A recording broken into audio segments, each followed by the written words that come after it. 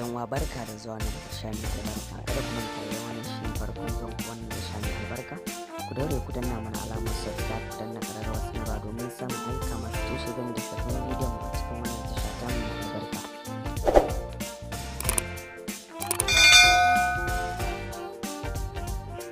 Ƙungiyar ƙwallon ƙafa ta Real Madrid ta samu nasarar ɗaukar gasar La Liga a kakar da ta gabata.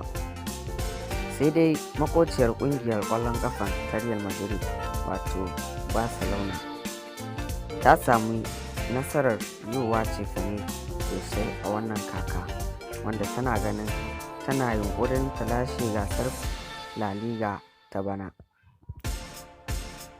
wanda Real Madrid kuma ta rabu da 'yan wasanni da dama, sai dai bata kawo manyan 'yan wasa ba, ta ɗebo yara, wanda ta samu damar ɗauko ɗan wasan tsakiya wato Tchouaméni, wanda ta rabu da ɗan wasa Casemiro. A yunƙurin na Barcelona tana ganin ba mai iya dakatar da ita ga yin nasara ɗaukar La Liga a kakar bana. Sai dai gasar ta La Liga ta ƙara armashi da ƙayatarwa, inda a gasar ta La Liga an samu sauye-sauye da dama a cikin gasar ta La Liga.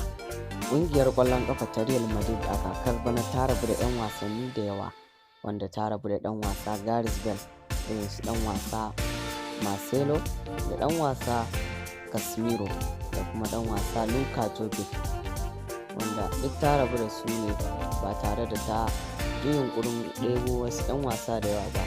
Sai dai ta ɗauki ɗan wasa Antonio Rudiger na ɗan ƙungiyar ƙwallon ƙafa ta Chelsea, inda ta ɗauko Tchouaméni wanda zai maye mata gurbin Casemiro. Sai dai kishiyar ƙwallon ƙafa ta Real Madrid ɗin wato ƙungiyar ƙwallon ƙafa ta Barcelona ta yi cefane sosai da sosai, wanda ita ce ta fi kowa yin cefane a gasar La Liga bana. Ta samu manyan 'yan wasa kamar irin su Lewandowski ɗan asalin club ɗin Bayern Munich, da Rafinha da su Kawande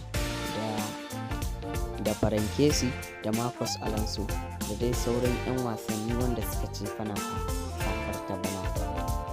Sai dai ɗan wasa mai bugawa a matakin lamba 9 wato Emerick Aubameyang ya sauya sheka, ganin cewa zuwan Lewandowski zai hana shi sukuni da jin daɗin zama a ƙungiyar ƙwallon ƙafa ta Barcelona, wanda yana ganin ba zai rinka samun shiga wasanni mako bayan mako ba. Sakamakon haka mutum ya shiga zuwa ƙungiyar ƙwallon ƙafa ta Chelsea.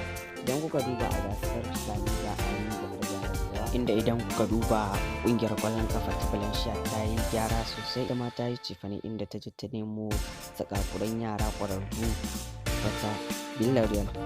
A gasar bana La Liga za ta zo da sauye-sauye da dama, wanda gasar an kawo manyan 'yan bal da yawa a cikin ƙungiyar da sababbin 'yan bal, wanda ana ganin za a sha fama a cikin wannan gasa ta La Liga, domin ta ƙara armashi da kuma tsayi, wanda dukkan kallon La Liga zai ji daɗin kallon La Liga, domin za a fafata wasanni masu zafi a wannan gasar ta La Liga a bana. Sai dai ana ganin ɗan wasa Karim Benzema ba zai sakata wala ba sakamakon zuwa ɗan wasa Robert Lewandowski, inda a halin da ake fama a yanzu a La Liga an tafi wasa mako na 4, inda ƙungiyar ƙwallon ƙafa ta Real Madrid ita ce take kaɗa a kan tebur, inda ta cinye wasannin nata gaba ɗaya guda 4. Sai dai ƙungiyar ƙwallon ƙafa ta Barcelona ita ce a mataki na biyu, inda ta ci wasanni guda 3 ta yi duro guda 1. Sai kuma ta uku ita ce ƙungiyar ƙwallon ƙafa ta Villarreal. Ƙungiyar ƙwallon ƙafa ta Real Madrid ita ce a kan tebur har yanzu. Sai dai ana ganin ɗan wasa Karim Benzema ba zai yi sharafinsa ba sakamakon ɗan wasa Robert Lewandowski, domin halin da ake ciki yanzu ɗan wasa Robert Lewandowski yana da bal guda 5 fara gasar La Liga nan, sai dai shi Karim Benzema yana da bal guda 3. Duk da dai da ba Robert Lewandowski ne na farko a top scorer ba, akwai wanda Lago Aspas shi ne yake a mataki na 1 wanda yana da bal guda 5, sai Robert Lewandowski da yake bi mai mataki na 2 shi ma yana da bal guda 5. Ɗan wasa Karim Benzema ya zura ƙwallo guda 3, inda Vinicius Jr shi ma ya zura ƙwallo guda 3. Sai dai shi ma Umar Sadiq ya zura ƙwallo guda 3. Umar Sadiq dai ɗan wasa ne ɗan asalin gida Najeriya, wanda ƙungiyar su ta Almeria bata daɗe da shigowa gasar La Liga ba, inda suka je suka ɗauki gasar La Liga mai daraja ta 2, wanda hakan ne ba su damar shigowa gasar La Liga. Sai dai shigowar Umar Sadiq ɗin ke da wuya ƙungiyar ƙwallon kafa ta Real Sociedad ta yi da shi, inda a yanzu haka ya zama mallakinta kuma zai ci gaba da buga gasar La Liga, inda yana da bal guda 3. Shi ma wannan ka iya shigowa fagen tseren balabalai a cikin kakar ta La Liga bana. Dan uwa ku daure ku ci gaba da bibiyar mu a wannan tasha ta mu albarka domin samun shirye-shirye masu tushe game da sabbin bidiyon a wannan tasha ta mu albarka.